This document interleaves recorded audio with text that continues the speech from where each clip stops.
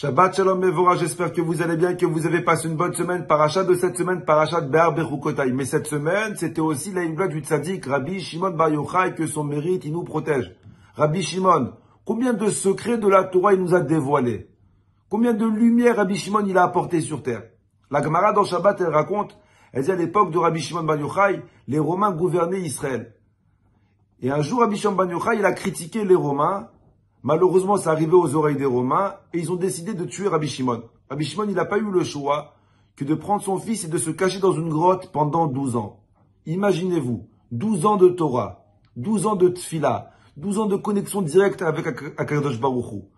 Après 12 ans, Eliyahu Navi dit à Rabbi Shimon, tu peux sortir de la grotte, les Romains qui cherchaient à te tuer, ils sont morts. Rabbi Shimon Bar Yochai, il sort de la grotte. Imaginez-vous la Kedusha qu'il devait avoir à ce moment-là. Moshe Rabbeinu, il est resté 40 jours au ciel. Et il était tellement kadosh quand il est descendu sur terre que les Juifs, ils n'arrivaient pas à le voir. Imaginez-vous Rabbi Shimon, on parle pas de 40 jours, on parle de 12 années en connexion avec Hachem. Il sort et Rabbi Shimon, il voit une personne qui court. Rabbi Shimon Bar Yochai, il arrête. Il lui dit, Tzadik, où tu cours comme ça? Tu vas à un cours de Torah? Et le gars, il dit à Rabbi Shimon, Rav, il est midi, quel cours de Torah? Pas du tout. Je travaille. Et le Rav lui dit, à quoi tu travailles? Il me dit, moi, je travaille dans la Pâque. Non, il n'a pas dit ça, mais je vous la fais cool l'histoire. Il dira, moi, je travaille dans la Pâque. Je suis obligé d'amener la parnasse à la maison. Et le Rav lui dit, ça veut dire que tu abandonnes ton monde futur pour ce monde matériel, pour ce monde futile. Rabbi Shimon Bar Yochai, il le voit, il le brûle. Il a fait une économie d'énergie radicale. Il le brûle. Il voit une deuxième personne qui court, il arrête. Il lui dit, Tzadik, où tu vas comme ça, où tu cours? Tu vas à un cours de Torah. Le gars dit à Rabbi Shimon, mais non, il est midi, quel cours de Torah? Rav, moi aussi, je travaille dans la Pâque. Ah, toi aussi. Tous les Juifs, ils travaillent dans la Pâque. Il le voit, il le brûle. Il voit une troisième personne qui court. Il arrête. Il lui dit, Tzadik, où tu vas? À un cours de Torah. Il lui dit, non, Rav. Rav dit, tu travailles dans la Pâque? Il dit, non, moi, je suis installateur. Il dit, c'est pareil. Il le brûle. Il voit une quatrième personne qui court. Le Rav, il arrête. Il lui dit, Tzadik, où tu vas, où tu cours? À un cours de Torah. Il dit, Rav, il est midi. Moi, je travaille. Donc, quoi, tu travailles dans l'énergie, toi aussi? Le gars dit, non, Rav, les énergies, c'est tous des voleurs. Ah, donc quoi, tu travailles, toi? Moi, je travaille dans l'information. Allez, Aoud, il a brûlé à lui aussi.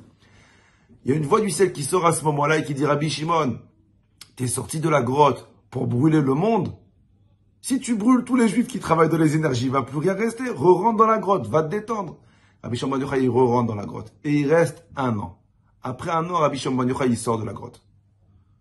À ce moment-là, il voit un Juif qui court.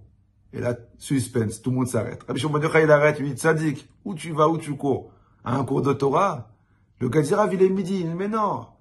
J'ai pas le temps. Moi, je fais de l'isolation, Rav. Il faut que je travaille. Et le Rav, il le brûle pas.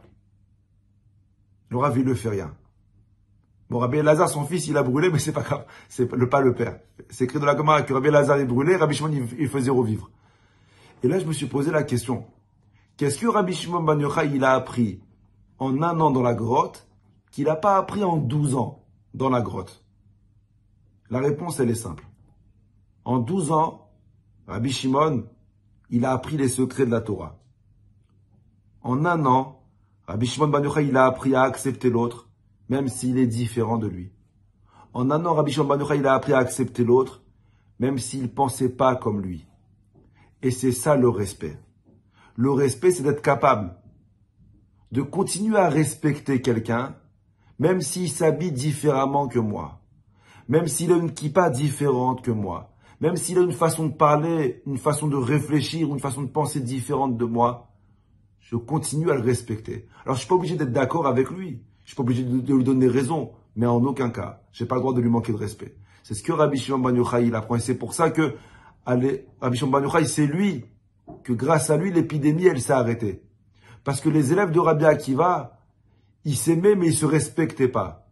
Parce que un, il pensait différent de l'autre. Rabbi Shimon, ça a été la réparation parce qu'il nous apprend que même si l'autre, il pense différent de toi, même si tu n'es pas d'accord avec lui, tu as le droit de ne pas être d'accord avec lui.